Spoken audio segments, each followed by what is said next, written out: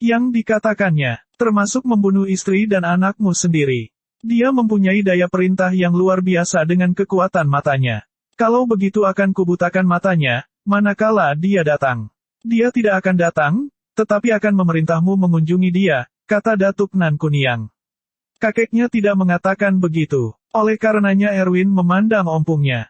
Raja Tigor mengerti bahwa cucunya bertanya, maka dia berkata, dalam hal ini inyikmu lebih tahu.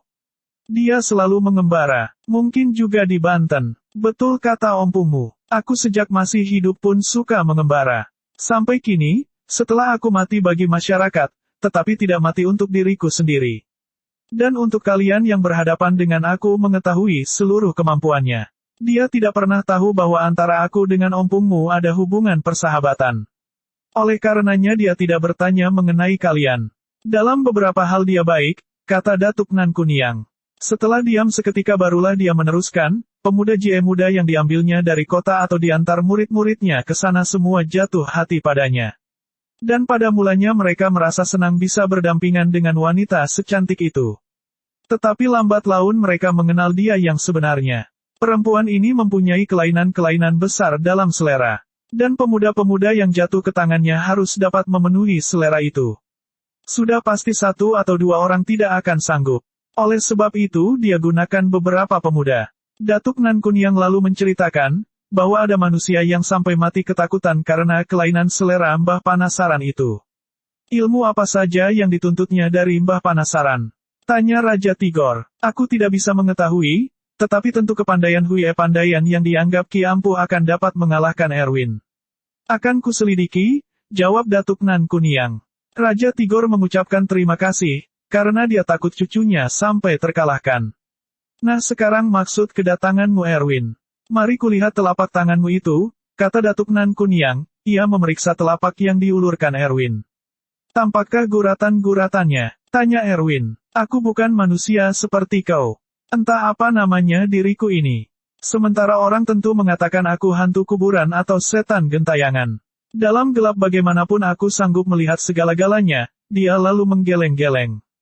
Katanya, kau punya hati yang amat baik, tetapi kebaikan itu pada suatu hari akan membuat kau tertipu, dari mana kau sukar untuk dapat bangkit kembali. Tentang pertarungan-pertarungan semua tersurat di sini. Ada musuh-musuh sangat gaib yang sedang mengintai dirimu. Datuk Nan Kuniang mengajarkan beberapa ilmu pengobatan kepada Erwin, di antaranya obat menyembuhkan segala kudis dan gatal-gatal. Dia pun diajarkan bagaimana membuat orang buta bisa melihat kembali, tetapi butanya tidak sejak lahir.